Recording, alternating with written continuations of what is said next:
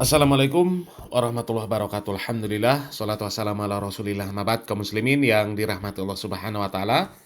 Kami menemukan video lagi dari Pak Profesor Quraisy Shihab.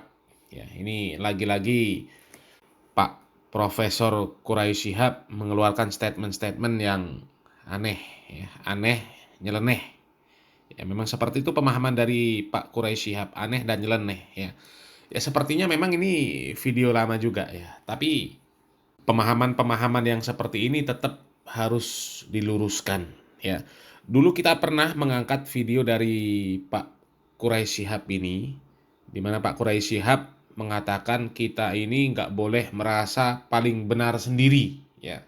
Orang Islam ini nggak boleh merasa paling benar sendiri, karena kebenaran itu yang berhak menentukan adalah Allah ya. Siapa yang benar, siapa yang salah, yang berhak menentukan itu adalah Allah Subhanahu wa taala. Dan nanti pembuktiannya di akhirat. Jadi orang Islam ini nggak boleh merasa paling benar sendiri. Itu statement yang ya, sangat-sangat ngawur ya, sangat-sangat ngawur. Itu bertentangan dengan Al-Quran. Di dalam Al-Quran itu kan jelas ya. Allah Subhanahu wa taala mengatakan innad dina 'indallahil Islam ya. Sesungguhnya agama yang diridhoi oleh Allah Subhanahu wa taala, yang diterima oleh Allah Subhanahu wa taala hanyalah Islam ya. Wa may yabtaghi ghairal islami dinan fala yuqbala minhu. Ya, barang siapa yang memilih agama selain Islam, maka sekali-kali nggak akan diterima darinya. Ya, wa huwa fil akhirati minal khasirin. Dan mereka di dalam akhirat termasuk orang-orang yang merugi. Ya, jadi statement dari Pak Quraisy Shihab yang mengatakan kita orang Islam ini nggak boleh merasa paling benar sendiri, itu statement yang jelas-jelas ngawurnya sangat luar biasa. Itu perkataan-perkataan kufur ya, yang bisa mengeluarkan seseorang dari Islam. Wong syarat untuk masuk Islam itu kan kalimat tauhid la ilaha illallah, syahadatain. La ilaha illallah wa asyhadu anna Muhammadar Rasulullah. Itu kunci untuk masuk Islam. Dan orang yang nggak berislam, maka dia nggak akan selamat, nggak akan mungkin benar agamanya. Ya, Nabi Muhammad SAW saja mengatakan, seandainya Nabi Musa, laukana Musa hayyan, seandainya Musa itu masih hidup ya, di zaman Nabi Muhammad SAW, maka wajib bagi Musa untuk mengikuti aku, untuk mengikuti Nabi Muhammad SAW. Ini kok bisa mengatakan kita orang Islam umat Nabi Muhammad SAW ini nggak boleh merasa paling benar sendiri ya, karena kebenaran itu yang menentukan Allah dan pembuktiannya nanti di akhirat. Ini gimana? Apa gunanya orang baca Quran? Apa gunanya orang meyakini adanya rukun iman, rukun Islam ya, kalau ternyata nanti pembuktiannya di akhirat? Sekarang ini kita nggak boleh merasa paling benar sendiri. Ini kan aneh ya. Ini ya aneh juga ini video dari Pak Quraisy Shihab yang membahas masalah jilbab ya. Coba kita lihat dulu videonya. Abi terus terang jauh lebih menghormati seorang wanita yang memakai kebaya, memakai kerudung, atau bahkan buka kerudungnya, tapi bersikap hormat, sholat pada waktunya, akhlak dan sebagainya, daripada pakai jilbab tapi dansa-dansi, daripada ini. Bagaimana menurut Caca? Setuju. Ini juga Caca kan ini juga baru pakai jilbab ya Caca? Iya. Abi selalu bilang lebih baik dijilbabin hatinya dulu daripada jilbab di. Nah itu satu ya. Ya. Maaf. Kita dididik oleh Abah. Anak-anak perempuannya tidak ada pakai jilbab. Karena ibu tidak pakai jilbab. Kenapa begitu? Karena memang ada pendapat yang bermacam-macam tentang aurat perempuan itu. Memang ada di dalam Al-Quran.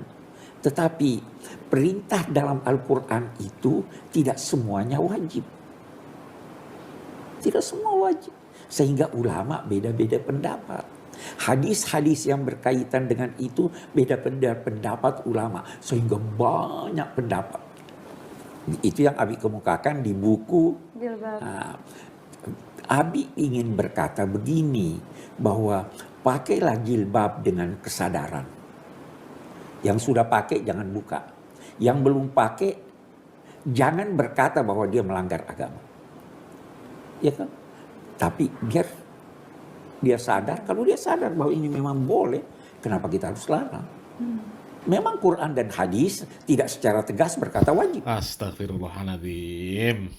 Ini perkataan yang berbahaya, ya. Berbahaya yang seperti ini. Apalagi ini perkataan keluar dari tokoh agama yang mungkin ada orang-orang di negeri kita ini yang menjadikan Bapak ini sebagai rujukan, ya.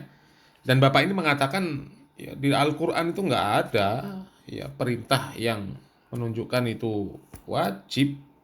Bahkan bukan mengatakan Quran saja, bahkan Quran dan hadis. Ya, Quran dan hadis tidak ada yang menunjukkan bahwa ini hukumnya wajib. Ya, secara tegas menunjukkan hukumnya wajib.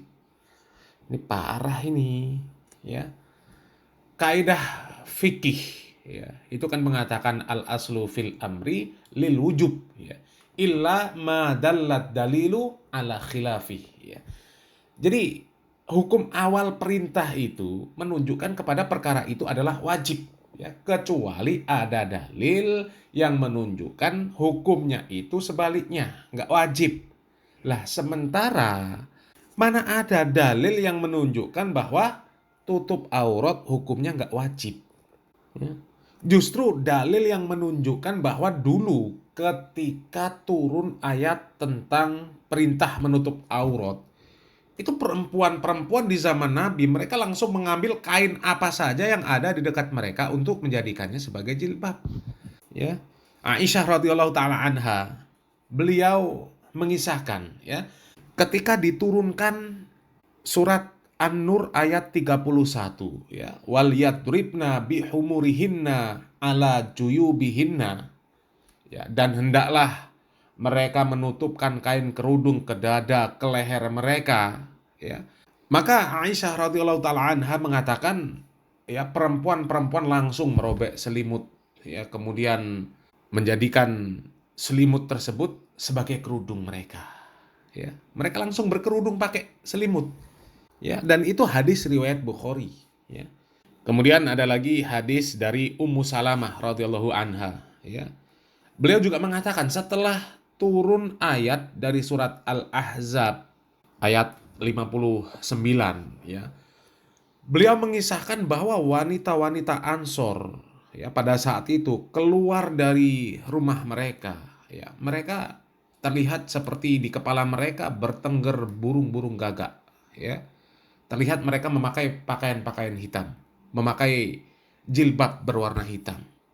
Itu justru dalil-dalil yang menunjukkan tentang hukum menutup aurat. Sementara yang memalingkan dari hukum perintah tadi nggak ada. Ya. Jadi kembali kepada hukum awal. Kembali kepada kaidah fikih. Al aslu fil amri lil wujub illa ma dallat dalilu ala khilafiha. Jadi hukum awal perintah itu wajib, ya, kecuali ada dalil yang memalingkan hukumnya dari yang wajib tersebut, ya. Bahkan kalau kita melihat video-video tanggapan dari ustadz-ustadz aswaja sekalipun, ya. Misal, ya, Pak Ustadz Abdul Somad, ya. Beliau tidak sependapat dengan apa yang dikatakan oleh Pak Quraisy Shihab ini. Karena memang Pak Quraisy Shihab ini perkataannya ngawur, ya. Coba kita lihat video dari Ustadz Abdul Somad. Apa hukum pakai hijab? Sedangkan anak ulama ada yang tak pakai hijab. Anak ulama tidak pakai hijab banyak, ya. Selain anak Quraisy Shihab ada juga tuh anak Gus Dur. Anak Gus Dur nggak pakai jilbab juga, nggak pakai hijab juga. Bahkan kalau anaknya Gus Dur itu kayaknya malah dianggap sebagai tokoh agama, ya. Sering datang ke acara-acara ormas agama itu, ya. Kalau anaknya Pak Quraisy Shihab kan sepertinya nggak jadi tokoh agama. Jadi anaknya Gus Dur tuh ya lebih bahaya daripada anaknya Quraisy Shihab, ya. Tak bisa anak ulama jadi hukum. Nanti anak ulama tak pakai baju. Nah ini, ya. Ya, jadi nggak ada yang namanya anak ulama kemudian dikatakan pasti benar. Ya, ini bapaknya kiai, ini anaknya kiai. Yang penting hijab itu kan hatinya. Yang penting itu hatinya. Saya khawatir nanti datang orang gila. Maaf cakap tak pakai baju. Waktu kita tanya, kok kenapa? Kok kenapa begini? Yang penting itu hatinya pakai baju katanya. Yang boleh nampak macam anak UPP dari ujung ke ujung, yang nampak hanya wajah dan tapak tangan. Nah, ini yang jadi khilaf di kalangan ulama itu tentang bagian mana batasan aurat. Ya, bukan apakah hukumnya wajib atau tidak. Ya, ini aduh parah ini. Yang dimaksud dengan tapak tangan, zahiruha wa batinuha. Ini sama ini, tutup sampai kemari. Cucuk. Saya bangga UPP bukan Universitas Islam, tapi semangat Islam luar biasa, dari ujung ke ujung tertutup, jilbab panjang. Wajah boleh nampak, tapak tangan boleh nampak, dan jangan sempit. Di UPP saya belum menengok lagi ada. Jangan transparan, jangan sempit. Tak boleh kain, jarang. Kainnya rapat, pakai lagi dalam, lalu kemudian pula jangan sempit. Ini ada orang pakai jilbab tapi sempit, sampai menjerit paha tu.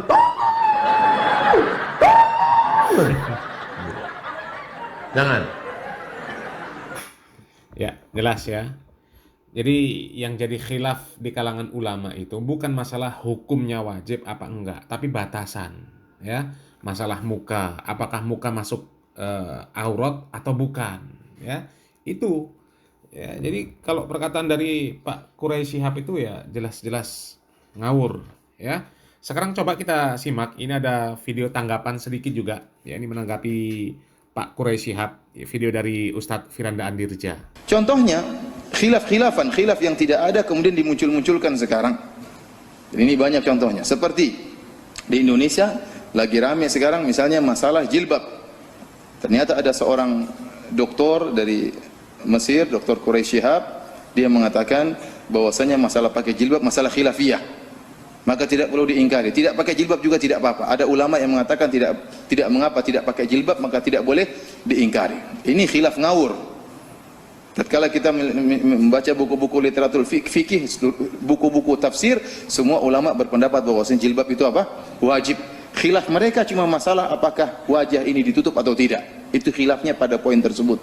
Bukan masalah rambut ini aurat atau tidak. Semua ulama sepakat bahwasanya rambut adalah aurat yang harus ditutup. Ternyata saya telusuri perkataan Dr. Quraisy Shihab ini, dia kembali kepada perkataan mufakir Islami di zaman sekarang ini, orang liberal yang mengatakan ini masalah khilafiyah, ya. Kalau yang saya katakan tidak semua masalah khilafiyah kemudian kita toleransi.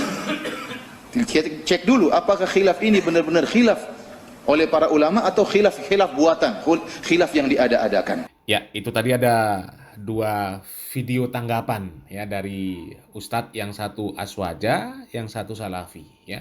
Dan dua-duanya tidak ada yang sepemikiran dengan Pak Quraisy Shihab. Karena memang kalau melihat track record dari Pak Quraisy Shihab ini ya memang pemikirannya aneh ya, pemahamannya aneh. Ya, jangankan masalah jilbab, masalah akidah saja ya pemahamannya menyimpang jauh dari pemahaman para ulama ahlu sunnah wal jamaah ya. Tapi yang begitu kok bisa jadi ulama tafsir ya, ulama yang bisa menafsirkan Al-Quran ya. Dan musibahnya ada juga yang mengakui. Na'udzubillah min dzalik. Salam marah, salam akal sehat. Barakallahu fikum. Wassalamualaikum warahmatullahi wabarakatuh.